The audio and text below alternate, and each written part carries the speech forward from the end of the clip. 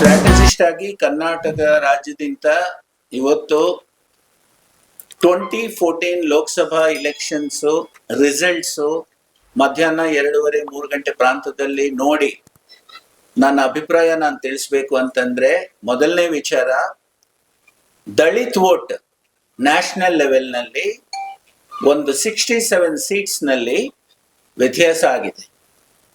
ಈ ವ್ಯತ್ಯಾಸ ಯಾವ ರೀತಿನಲ್ಲಿ ಕಾಂಗ್ರೆಸ್ ಮತ್ತೆ ಅದರ್ ರೀಜನಲ್ ಪಾರ್ಟೀಸ್ ಆ ದಲಿತ್ ವೋಟ್ ನ ಶಿಫ್ಟ್ ಮಾಡಿದ್ದಾರೆ ಅನ್ನೋದು ಖಂಡಿತ. ಆಮೇಲೆ ಅದ್ರ ಮೇಲೆ ಒಂದು ಇಂಟ್ರಾಸ್ಪೆಕ್ಷನ್ ಮಾಡೋದಂತ ಅವಶ್ಯಕತೆ ಖಂಡಿತ ಇದೆ. ಅದು ಎಲ್ಲ ಪಾರ್ಟೀಸು ಮಾಡೇ ಮಾಡ್ತಾರೆ.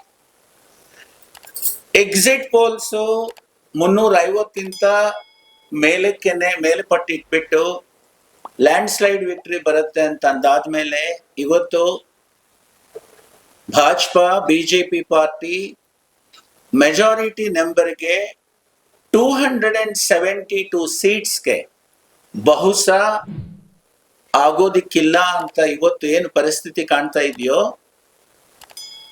ಮೋದಿ ಅವರು ಪಾಪ್ಯುಲಾರಿಟಿ ಕೆಳಗಡೆ ಬಂದಿದ್ಯಾ ಅಥವಾ ಅಪೋಸಿಷನ್ ಗ್ರೌಂಡ್ ಲೆವೆಲ್ ನಲ್ಲಿ ಬೇರೆ ರೀತಿನಲ್ಲಿ ಏನಾದ್ರೂ ಆ ಟ್ರೆಂಡ್ ನ ಕಣ್ಣು ಹಿಡಿದು ಆ ರೀತಿಯ ಇವತ್ತು ಒಂದು 100 ಸೀಟ್ ಮೇಲೆ ಕಾಂಗ್ರೆಸ್ ಪಾರ್ಟಿಗೆ ಬರ್ತಾ ಇರೋದಂತ ರೀಜನ್ ಆಗ್ಬೋದು. ಶ್ರೀರಾಮ ಯಾಕೆ ರಕ್ಷಾ ಆಗ್ಲಿಲ್ಲ ಅಂತ UP ರಿಸಲ್ಟ್ಸ್ ನೋಡಿದ್ರೆ ಖಂಡಿತ ಒಂದು ಬಹಳ ದೊಡ್ಡ ಕ್ವಶನ್ ಮಾರ್ಕು. ಅದೇ ತರ ಒಂದು ಮಹಿಳೆಯರ ವಿಚಾರ ಬಂದ್ರೆ ಸಂದೇಶ್ ಖಲಿ ಅಂತ ಅಷ್ಟು ದೊಡ್ಡ ಒಂದು ಆರೋಪ ಇಶ್ಯೂ ಬಂದ್ರೂನು ಮಮತಾ ಅವರು ವೆಸ್ಟ್ ಬೆಂಗಾಲ್ ನಲ್ಲಿ ಭಾಜಪಾಗೆ 10 ಕೆಳಗಡೆ ತರೋದಂತ ಪರಿಸ್ಥಿತಿ ಹೇಗ್ ತಂದಿದ್ದಾರೆ. ಇವೆಲ್ಲದಕ್ಕೂ ಇನ್ನ ಒಂದು ವಾರದಲ್ಲಿ ಇಲೆಕ್ಷನ್ ಕಮಿಷನ್ ಕಡೆಯಿಂದ ಬರ್ತಾ ಇರೋದಂತ ಪ್ರತಿಯೊಂದು ಪರ್ಸೆಂಟೇಜ್ ರಿಸಲ್ಟ್ಸ್ ನೋಡಿದ್ರೆ ನಮಗ್ ಗೊತ್ತಾಗತ್ತೆ, ನಿಮ್ಗೂ ಗೊತ್ತಾಗತ್ತೆ, ಪಬ್ಲಿಕ್ಗೂ ಗೊತ್ತಾಗತ್ತೆ. ಆದ್ರೆ ಬಹಳ ಒಂದು ವಿಚಿತ್ರವಾದ ಪರಿಸ್ಥಿತಿ ಶುರುವಾಗಿದೆ, ಒಂದು ವಿಚಿತ್ರವಾದ ಪರಿಸ್ಥಿತಿ ನಿರ್ಮಾಣ ಆಗಿದೆ ಅನ್ನೋದು ನಾನು ಬಹಳ ಜೋರಾಗಿ ಘಂಟಾಘೋಷವಾಗಿ ಹೇಳೋದಕ್ಕೆ ಇಷ್ಟಪಡ್ತೀನಿ. ಯಾಕಂತಂದ್ರೆ ಸ್ಟೆಬಿಲಿಟಿ ಇರೋದಂತ ಗವರ್ಮೆಂಟ್ ಇದ್ರೆ ಹಲವಾರು ಡೆಸಿಷನ್ಸ್ ತಗೊಳ್ಳೋದು ಒಂದು ಸೆಂಟ್ರಲ್ ಗವರ್ಮೆಂಟ್ಗೆ ಅನುಕೂಲವಾಗಿರುತ್ತೆ. ಅದು ಯಾವ ಪಾರ್ಟಿ ಆ ಸ್ಟೆಬಿಲಿಟಿ ಗವರ್ಮೆಂಟ್ ನ ಮಾಡಿದ್ರು ಇವತ್ತು ಒಂದು ಚಂದ್ರಬಾಬು ನಾಯ್ಡು ಅವರ ಬೆಂಬಲದಿಂದ ಆಧ್ವರ್ಯದಿಂದ ಅಥವಾ ನೀವೇ ಗತಿ ಶರಣಾಪತಿ ಅಂತ ಆ ಒಂದು ಸಿಚುವೇಶನ್ ಅಂತ ಮೋದಿ ಅವರು ನಾಳೆ ಈ ಗವರ್ನಮೆಂಟ್ ಅದು ಇನ್ನು ಸಾಯಂಕಾಲ 6 ಗಂಟೆ ತನಕ ಮೋದಿ ಅವರೇ ಗವರ್ನಮೆಂಟ್ ನಿರ್ಮಾಣ ಮಾಡ್ತಾರ ಅಂತ ಕೂಡ ಸದ್ಯಕ್ಕೆ ಹೇಳೋದಂತ ಪರಿಸ್ಥಿತಿ ಕಾಣ್ತಾ ಇಲ್ಲ. ರಾಜಕೀಯದಲ್ಲಿ politics is A possibility and politics is A game of many possibilities ಅಂತ ಸಾಯಂಕಾಲ 5 ಗಂಟೆ ಆದ್ಮೇಲೆ ಯಾವೊಂದು ವಾತಾವರಣ ನಿರ್ಮಾಣ ಆಗತ್ತೆ ಅಂತ ಬಹುಶಃ ನಾವು ಅದನ್ನ ರೂಲ್ ಔಟ್ ಮಾಡಬಾರ್ದು. ಆದ್ರೆ ನಾವು ನಮ್ಮ ರಾಜ್ಯಕ್ಕೆ ಬಂದ್ರೆ ಗ್ಯಾರಂಟಿ ಕಾರ್ಡ್ಸ್ ಎಲ್ಲಿ ಹೋಯ್ತು? 1 ವರ್ಷ ಗ್ಯಾರಂಟಿ ಕಾರ್ಡ್ಸ್ ಖಂಡಿತ ಒಂದು 5 ಗ್ಯಾರಂಟೀಸ್ ಕೊಟ್ಟಾದ್ಮೇಲೆ ಅದರಲ್ಲಿ ಬಹುಶಃ ಒಂದು 3 ಗ್ಯಾರಂಟಿ ಕಾರ್ಡ್ಸ್ ನ ಬಹಳ ಅಚ್ಚುಕಟ್ಟಾಗಿ ಅವರು ಅದಕ್ಕೆ ಇಂಪ್ಲಿಮೆಂಟೇಶನ್ ಮಾಡಿದ್ರು.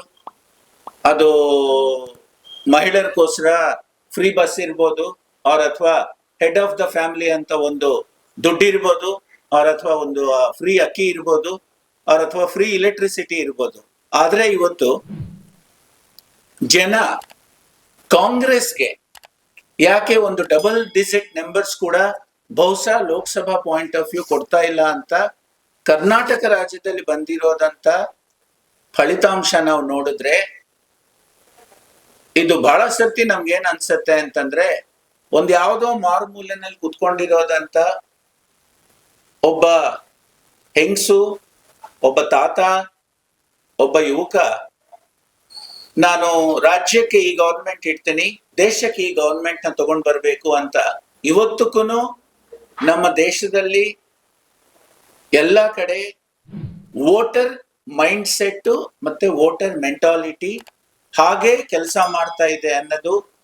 ನೀವು ಒಡಿಸ್ಸಾ ಗವರ್ನಮೆಂಟ್ ನಲ್ಲಿ ನವೀನ್ ಪಟ್ನಾಯಕ್ ಅವರು ಏನೋ ಒಂದು ರೆಕಾರ್ಡ್ ಬ್ರೇಕ್ ಮಾಡೋದು ಹೊರಟಿದ್ರು, ಬಹುಶಃ ಅದು ಆಗಲ್ಲ ಅಂತ ಕಾಣೋದಂತ ನೋಡಿದ್ರೆ, ಆಂಧ್ರ ಪ್ರದೇಶನಲ್ಲಿ YS ಜಗನ್ ಅವ್ರಿಗೆ ಮನೆ ಕಳಿಸೋದಂತ ವಿಚಾರ ನೀವು ಇವತ್ತು ನೋಡಿದ್ರೆ, UP ನಲ್ಲಿ ರಾಮ ಮಂದಿರ ವಾಪಸ್ ಕಟ್ಟದ ಮೇಲೆ ಕೂಡ UP ನಲ್ಲಿ BJP ರಿಸಲ್ಟ್ಸ್ ನೋಡಿದ್ರೆ ಎಲ್ಲೋ ಒಂದು ಕಡೆ ಜಾತಿ ಮತ್ತೆ ರಿಲಿಜನ್ ಈ ಎರಡಕ್ಕೂ ಮೀರಿ ಕೂಡ ಇಂಡಿಯಾನಲ್ಲಿ ವೋಟರ್ ಯೋಚನೆ ಮಾಡೋದಂತ ರೀತಿ ಈಗ್ಲೂ ಓಲ್ಡ್ ಸ್ಕೂಲ್ ಆಫ್ ಥಾಟ್ ಕೂಡ ಇದೆ, ನ್ಯೂ ಸ್ಕೂಲ್ ಆಫ್ ಥಾಟ್ ಕೂಡ ಇದೆ ಅನ್ನೋದಕ್ಕೆ ನಿಮಗೆ ಮಹಾರಾಷ್ಟ್ರ ರಿಸಲ್ಟ್ಸ್ ಹೇಳ್ತಾ ಇದೆ.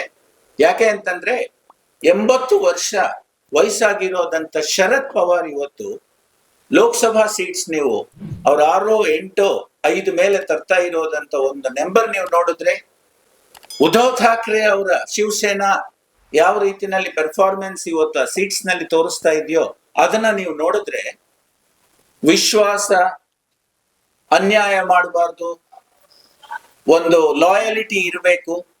ಐ ಥಿಂಕ್ ಇದು ಕೂಡ ವೋಟರ್ ಕನ್ಸಿಡರ್ ಮಾಡ್ತಾ ಇದೆ ಅಂತ ಕಾಣ್ತಾ ಇದೆ. ಆದ್ರೆ ಒಂದು ಬಿಜೆಪಿ ಕಥೆ ಮುಗೀತು, ಬಿಜೆಪಿ ಮುಗೀತು ಅನ್ನ ನಾವು ಹೇಳೋದಂತ ಒಂದು ವಾತಾವರಣ ಖಂಡಿತ ಕ್ರಿಯೇಟ್ ಆಗಿಲ್ಲ. 3ನೇ ಬಾರಿ ಅವರು ವಾಪಸ್ ಬರ್ತಾ ಇರೋ ಟೈಮ್ ನಲ್ಲಿ ಒಂದು 240 ಸೀಟ್ಸ್ ಅವ್ರ ಪಾರ್ಟಿಗೆ ಅವರು ವಿನ್ ಮಾಡೋದಂತ ಒಂದು ಸಂದರ್ಭ ಏನ್ ತೋರಿಸ್ತಾ ಇದ್ದಾರೋ, ಈಗ್ಲೂ ಆ ಪಾರ್ಟಿ ಅಷ್ಟೇ ಸ್ಟ್ರಾಂಗ್ ಆಗಿದೆ. ಆದ್ರೆ ಮೋದಿ ಅವ್ರ ಪಾಪ್ಯುಲಾರಿಟಿ ಅವ್ರು ಅನ್ಕೊಂಡಿರೋದ್ ಪ್ರಕಾರ 400 ಪಾರ್ ಬಿಡ್ಲಿ 300 ಪಾರ್ ಕೂಡ ಆಗ್ಬೋದಾ ಆಗಲ್ಲ ಅಂತ ಒಂದು ಏನು ವಾತಾವರಣ ನಿರ್ಮಾಣ ಆಗಿದೆಯೋ, it is very important in Indian elections that ಬಿಜೆಪಿದು ಇವತ್ತು ನೀವು ಪರ್ಸೆಂಟೇಜ್ ಒಂದು ನೋಡಿದ್ರೆ, BJP party percentage overall vote percentage ಇಂಡಿಯಾನಲ್ಲಿ ಸ್ವಲ್ಪ ಕೆಳಗಡೆ ಬರ್ತಾ ಇದೆ. ಯಾವ ಕಾಂಗ್ರೆಸ್ಗೂ, ಯಾವ ರಾಹುಲ್ ಗಾಂಧಿ ಅವ್ರಿಗೂ, ಯಾವೊಂದು ಅವರ ಪಾದಯಾತ್ರೆಗಳು ಇರ್ಬೋದು ಅಥವಾ ಅವರು ತಂದಿರೋದಂತ ಅವರ ಮ್ಯಾನಿಫೆಸ್ಟೋ ಟೆಸ್ಟಿಮನಿ ಇರ್ಬೋದು, ಅವರು ಜಾತಿಗೆ ಸಂಬಂಧಪಟ್ಟು ರಿಲಿಜನ್ಗೆ ಸಂಬಂಧಪಟ್ಟು ಟೆಸ್ಟಿಮನಿನ ತಂದಿದ್ದಾರೆ ಅಂತ ಇವೆಲ್ಲ ನಾವು ಕನ್ಸಿಡರ್ ಮಾಡ್ತಾ ಕಾನ್ಸ್ಟಿಟ್ಯೂಷನ್ನೇ ಅಲ್ಲಾಡ್ಸ್ ಬಿಡ್ತಾರೆ, ನಾಳೆ ಕಾನ್ಸ್ಟಿಟ್ಯೂಷನ್ ನಲ್ಲೇ ಬದಲಾವಣೆ ತರ್ತಾರೆ ಅಂತ ಕಾಂಗ್ರೆಸ್ ಓನೆಂದು ಒಂದು ನೆರೆಟಿವ್ ಏನ್ ಕ್ರಿಯೇಟ್ ಮಾಡಿತ್ತು, ಆ ನೆರೆಟಿವ್ ಏನಾದ್ರೂ ಒಬ್ಬ ವೋಟರ್ ಅರ್ಥ ಮಾಡ್ಕೊಳ್ಳೋದು ಪ್ರಯತ್ನ ಪಟ್ಟು ಬಿಜೆಪಿ ಮೇಲೆ ಡೌಟ್ ಪಟ್ಟಿದಾರ, ಆರ್ ಬಿಜೆಪಿನೇ ನಾವು ನಮ್ಮ ಡೆವಲಪ್ಮೆಂಟ್ ನೆರೆಟಿವ್ ಹಿಡ್ಕೊಂಡು 10 ವರ್ಷದಲ್ಲಿ ಮಾಡಿರೋದಂತ ಕೆಲಸನ ಇನ್ನೂ ಅಚ್ಚುಕಟ್ಟಾಗಿ ಇನ್ನೂ ನಾವು ಮಾಡಿರೋದಂತ ಪ್ರತಿ ವಿಚಾರನ ವೋಟರ್ಗೆ ತಿಳಿಸೋದಂತ ನೆರೆಟಿವ್ನ ಪಕ್ಕಕ್ಕೆ ಬಿಟ್ಟು ಕಾಂಗ್ರೆಸ್ ಮ್ಯಾನಿಫೆಸ್ಟೋನಲ್ಲಿ ಇರೋದಂತ ನೆರೆಟಿವ್ನ ಒಂದು ಪ್ರಾಮಾಣಿಕತೆ ಪ್ರಮುಖವಾದಂತ ಒಂದು ಸುದ್ದಿ ಮಾಡಿ ಅದ್ರ ಮೇಲೆ ಮೋದಿ ಅವರಿಂದ ಹಿಡಿದು ಬಿಜೆಪಿ ಎಲ್ಲ ದೊಡ್ಡ ದೊಡ್ಡ ಲೀಡರ್ಸ್ ಏನು ಕ್ಯಾಂಪೇನ್ 3ನೇ ಹಂತದಿಂದ ನಡ್ಸ್ಕೊಂಡು ಹೋಗಿದ್ರು, ಏನಾದ್ರೂ ಸ್ಟ್ರಾಟಜಿಕಲಿ ಒಂದು ಪೊಲಿಟಿಕಲ್ ಸ್ಟ್ರಾಟಜಿ ಪ್ರಕಾರ ಅದು ರಾಂಗ್ ಆಯ್ತಾ? ಇಷ್ಟು ವಿಚಾರಗಳು ಇವತ್ತು ನಮ್ಮ 2024 ಲೋಕಸಭಾ ಎಲೆಕ್ಷನ್ಸ್ ನಮಗೆ ತಿಳಿಸ್ತಾ ಇದೆ. ವೋಟರ್ಗೆ ಒಂದು ಡಿಫರೆಂಟ್ ಮೈಂಡ್ ಸೆಟ್ ವೋಟರ್ದಿದೆ. Don't take your voter for granted ಅಂತ ಹೇಳ್ತಾ ಇದ್ದೆ. ಒಂದಿದೆ, ಅಪೋಸಿಷನ್ ನ ಮುಂಚೆ ವೀಕ್ ಇತ್ತು, 10 ವರ್ಷ ವೀಕ್ ಇರೋದು ಅಪೋಸಿಷನ್. ಇವತ್ತು ಬಿಜೆಪಿ ಗವರ್ನಮೆಂಟ್ ವಾಪಸ್ ಬಂದ್ರೂ ಅಪೋಸಿಷನ್ ಎಷ್ಟು ಸ್ಟ್ರಾಂಗ್ ಆಗಿ ಅಪೋಸಿಷನ್ ಬೆಂಚಸ್ ನಲ್ಲಿ ಕುತ್ಕೊಳ್ತಾರೆ ಅಂತಂದ್ರೆ ಖಂಡಿತ ಅದು ಒಂದು ಒಳ್ಳೆ ಡೆವಲಪ್ಮೆಂಟ್ ಅಂತ ನಾನು ಭಾವಿಸ್ತೇನೆ.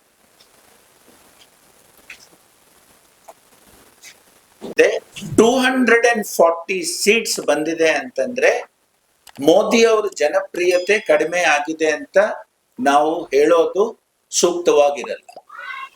240 ಮೇಲೆ ಸೀಟ್ ಬರ್ತಾ ಇದೆ ಅಂತಂದ್ರೆ ಖಂಡಿತ ಮೋದಿ ಅವರು ಜನಪ್ರಿಯತೆ ಕಮ್ಮಿ ಆಗಿದೆ ಅಂತ ಹೇಳೋದು ಸೂಕ್ತವಾಗಿರಲ್ಲ. ಆದ್ರೆ ಅವಾಗ ನಾನು ಹಲವಾರು ಕಾರಣಗಳು ಹೇಗೆ ಹೇಳಿದ್ದೀನೋ, ಗ್ರೌಂಡ್ ಲೆವೆಲ್ ನಲ್ಲಿ ಒಂದು ವೋಟರ್ ಮೈಂಡ್ ಸೆಟ್ ಪ್ರಕಾರ ಬಹುಶಃ ಬಿಜೆಪಿ ಬೋರ್ಡ್ ರೂಮ್ ನಲ್ಲಿ ಏನು ಸ್ಟ್ರಾಟಜಿ ಮಾಡಿತ್ತೋ ಅದು ಅವರ ಡೆವಲಪ್ಮೆಂಟ್ ನೆರೇಟಿವ್ ವಿಚಾರ ಇರ್ಬೋದು ಅಥವಾ ಇನ್ನೊಂದು ಇರ್ಬೋದು, ಅದರಲ್ಲಿ ತ್ರುಟಿಗಳು ಕಾಣ್ತಾ ಇದೆ ಅಂತ ಕಾಣ್ತಾ ಇದೆ. ಆದ್ರೆ ಇವತ್ತು ಬಹಳ ಒಂದು ವಿಚಿತ್ರವಾದಂತ ಒಂದು ರಿಸಲ್ಟ್ ಬಂದಿರೋದ್ರಲ್ಲಿ ನಾರ್ತ್ ಬಿಜೆಪಿ ಕಿಲ್ಲ, ಆದ್ರೆ ಇವತ್ತು ನಾರ್ತ್ ನಲ್ಲೇ ಅವರು ಬಿಜೆಪಿಗೆ ವೋಟರ್ ಸಹಾಯ ಮಾಡಿಲ್ಲ. ಸೌತ್ ನಲ್ಲಿ ಖಂಡಿತ ಬಿಜೆಪಿ ನಾವು ಸೌತ್ ನಲ್ಲಿ ವೀಕ್ ಇದ್ದೀವಿ ಅಂತ ಒಂದು 8 ತಿಂಗಳು ಏನು ಕೆಲಸ ಮಾಡಿದಾರೋ ಅದರದ್ದು ರಿಸಲ್ಟ್ಸ್ ಅಂತೂ ಖಂಡಿತ ನಮಗೆ ಕಾಣ್ತಾ ಇದೆ. ಇನ್ಕ್ಲೂಡಿಂಗ್ ಕರ್ನಾಟಕದಲ್ಲಿ ಕೂಡ ಮೊನ್ನೆ ಬಂದಿರೋದಂತ ಅಸೆಂಬ್ಲಿ ಇಲೆಕ್ಷನ್ಸ್ ವಾತಾವರಣ ನೋಡಿ ಇವತ್ತು ಡಬಲ್ ಡಿಜಿಟ್ ಬಿಜೆಪಿ ನಂಬರ್ಸ್ ನೋಡಿದ್ರೆ ಒಂದು ರೀತಿನಲ್ಲಿ ನೋಡಿದ್ರೆ ಅದೊಂದು ಇಂಪ್ರೂವ್ಮೆಂಟ್, ಅದು ಹೇಳೋದು ಇಷ್ಟಪಡ್ತೀನಿ. ಇವರು ಚಂದ್ರಬಾಬು ನಾಯ್ಡು ಅವರೇ ಈ ಸಲ ಕಿಂಗ್ ಮೇಕರ್ ಆಗ್ಬೋದು ಅನ್ನೋದು ನಿಮ್ಮ ನೋಡಿ. ಕಿಂಗ್ ಮೇಕರ್ ಅನ್ನೋ ವಿಚಾರ ಯಾವಾಗ್ಲೂ ಬರ್ಕೂಡ್ದಾಗಿತ್ತು ನಮ್ಮ ಇಂಡಿಯನ್ ಪಾಲಿಟಿಕ್ಸ್ ನಲ್ಲಿ. ಯಾಕಂದ್ರೆ ನಮ್ದು 140 crores ಜನಾಭಾ ಇರೋದಂತ ಬಹಳ ದೊಡ್ಡ ದೇಶ. ಇಲ್ಲಿ ಬಹಳ ಇಂಪಾರ್ಟೆಂಟ್, ಒಂದು ರಾಜ್ಯದ ಗವರ್ಮೆಂಟ್ ಆಗ್ಲಿ ಒಂದು ಸೆಂಟ್ರಲ್ ಗವರ್ಮೆಂಟ್ ಆಗ್ಲಿ ಫುಲ್ ಮೆಜಾರಿಟಿ ಜೊತೆ ಒಂದು ಗವರ್ಮೆಂಟ್ ಕೂತ್ಕೊಂಡ್ರೇನೆ ಜನಕ್ಕೆ ನೆಮ್ಮದಿ ಮತ್ತೆ ಜನಕ್ಕೆ ಬಹಳ ಒಳ್ಳೆ ವಿಚಾರಗಳಾಗೋದಂತ ವಾತಾವರಣ ಯಾವಾಗ್ಲೂ ಇರುತ್ತೆ. ಖಂಡಿತ ಒಂದು ಕೋಲಿಯೇಷನ್ ಗವರ್ಮೆಂಟ್ ನಲ್ಲಿ ಯಾವಾಗ್ಲೂ ರಿಸ್ಕ್ ಇದೆ. ಆದ್ರೆ ಇವತ್ತು ಚಂದ್ರಬಾಬು ನಾಯ್ಡು ಅವರು ಬಹುಶಃ ಕಿಂಗ್ ಮೇಕರ್ ಆಗ್ಬೋದಾ ಅಂತ ಒಂದು ಪ್ರಶ್ನೆ ಇದ್ರೆ ಬಹುಶಃ ಇಲ್ವೇ ಇಲ್ಲ. ಅವರು ಬಹಳ ಖಂಡಿತ ಕಿಂಗ್ ಮೇಕರ್ ಆಗ್ತಾ ಇದ್ದಾರೆ. ನಾಳೆ ಒಂದು ಪರಿಸ್ಥಿತಿ ನಿರ್ಮಾಣ ಆದ್ರೆ ಒಬ್ಬ ಚಂದ್ರಬಾಬು ನಾಯ್ಡು ಇಂಡಿಯಾ ಅಲಯನ್ಸ್ಗೆ ಪ್ರಾಣ ಪ್ರತಿಷ್ಠಾ ಮಾಡೋದಂತ ಒಂದು ಪರಿಸ್ಥಿತಿ ಕೂಡ ಸದ್ಯಕ್ಕೆ ಇವತ್ತು ನಾವು 3:03 ಮಾತಾಡ್ತಾ ಇರೋ ಟೈಮ್ ನಲ್ಲಿ ಅದನ್ನು ಕಾಡ್ತಾ ಇದೆ. 7 o'clock ಆದ್ಮೇಲೆ ಇವತ್ತು ನಮ್ಗೆ ಚಂದ್ರಬಾಬು ನಾಯ್ಡು ಅವರು ಆತರ ಒಂದು ವಿಜೃಂಭಣೆ ಮಾಡಿ ಆತರ ಒಂದು ಡೆಸಿಷನ್ ತಗೊಳ್ತಾರೆ ಅಂತ ಖಂಡಿತ ಪ್ರಶ್ನೆ. ಯಾಕಂತಂದ್ರೆ ಅವರು ಅಪೋಸಿಷನ್ ನಲ್ಲಿದ್ರು, ಬಹಳ ವೀಕ್ ಇದ್ರು. ಅಂತ ಟೈಮ್ ನಲ್ಲಿ NDA ಅಲಯನ್ಸ್ ಆಯ್ತು. ಆ NDA ಅಲಯನ್ಸ್ ಬಲ ಕೂಡ ಅವ್ರಿಗೆ ಇವತ್ತು 130 120 ಅದ್ರ ಮೇಲೆ ಏನು ಸೀಟ್ಸ್ ಬಂದು ಅವ್ರ ಆಂಧ್ರ ಪ್ರದೇಶನಲ್ಲಿ ವಾಪಸ್ ಗವರ್ಮೆಂಟ್ ತರ್ತಾ ಇದ್ದಾರೋ ಆ ಪ್ರಕಾರ ಬಹುಶಃ ಅವರು ಇಂಡಿಯಾ ಅಲಯನ್ಸ್ಗೆ ಪ್ರಾಣ ಪ್ರತಿಷ್ಠಾ ಮಾಡೋದಕ್ಕೆ ಹೋಗಲ್ಲ ಅಂತ ಒಂದು ನಂಬಿಕೆ ಸದ್ಯಕ್ಕೆ ನಾವು ನೋಡ್ಬೇಕು. ಆದ್ರೆ ಆಸ್ ಯಾವಾಗ್ಲೂ ಇದೆ ಅಲ್ವಾ, politics is always unpredictable, especially in India. So we have to decide it only after 7:30 today evening. ಮೊದಲ ಬಾರಿ ಬಿಜೆಪಿ ಸರ್ಕಾರ ಅಧಿಕಾರ ಬಂದಾಗ ಮೋದಿ ಅವರು ಜನಪರ ಬಡವರಿಗೋಸ್ಕರ ಯೋಜನೆಗಳನ್ನ ಮಾಡ್ತಾ ಇದ್ದಾರೆ ಅನ್ನೋ ಒಂದು ಹೆಸರು ಬಂತು. ಎರಡನೇ ಬಾರಿ ಅಧಿಕಾರಕ್ಕೆ ಬಂದಾಗ ಮೋದಿ ಅವರು ಬಡವರಿಗೆಲ್ಲ ಶ್ರೀಮಂತರಿಗೋಸ್ಕರನೇ ಯೋಜನೆಗಳನ್ನ ಮಾಡ್ತಾ ಇದ್ದಾರೆ. ಇನ್ನು ಮೂರನೇ ಬಾರಿ ಗೆದ್ದರೆ ಬೇರೆ ಆಲೋಚನೆ ಮಾಡಿ ಇಡೀ ಇಂಡಿಯಾನೇ ಬೇರೆ ತರ ಮಾಡ್ತಾರೆ ಅನ್ನೋ ಆಲೋಚನೆ ಬಂತು. ಏನಾದ್ರೂ ಇಲ್ಲಿ ಉಲ್ಟಾಪಲ್ಟ ಆಯ್ತಂತೀರಾ? ಮೊದಲನೇ ವಿಚಾರ ಏನಂತಂದ್ರೆ, इस बार हम जब वापस आने वाले हैं, I am going to take very big decisions ಅಂತ ಅವರು ಪಾರ್ಲಿಮೆಂಟ್ ನಲ್ಲೇನೆ ಹೇಳಿದ್ರು. ಆ ವೆರಿ ಬಿಗ್ ಡೆಸಿಷನ್ಸ್ಗೆ ಮೊನ್ನೆ ಕೆಲವಷ್ಟು ಬಿಜೆಪಿ ಲೀಡರ್ಸ್ ಸ್ಟೇಟ್ಮೆಂಟ್ಸ್ ನ ನಾವೇನಾದ್ರೂ ಸ್ವಲ್ಪ ಸೀರಿಯಸ್ ಆಗಿ ತಗೋಬೇಕು ಅಂತಂದ್ರೆ, ಪಾಕಿಸ್ತಾನ್ ಆಕ್ಯುಪೈಡ್ ಕಾಶ್ಮೀರ್ನ ನಾವು ಕಂಪ್ಲೀಟ್ಲಿ ಇಂಡಿಯಾಗೆ ಸೇರಿಸ್ಕೊಂಡ್ಬಿಡೋಣ. ಯಾಕೆ ಸೇರಿಸ್ಕೋಬಾರದು? ಖಂಡಿತ it is always our India's territory only. 370 ನಾವು ನಿಮ್ಗೆ ಹೇಳಿ ಮೀಡಿಯಾಗೆ ಮುಂಚಿತವಾಗಿ ಹೇಳಿ ಮಾಡಿದೀವ.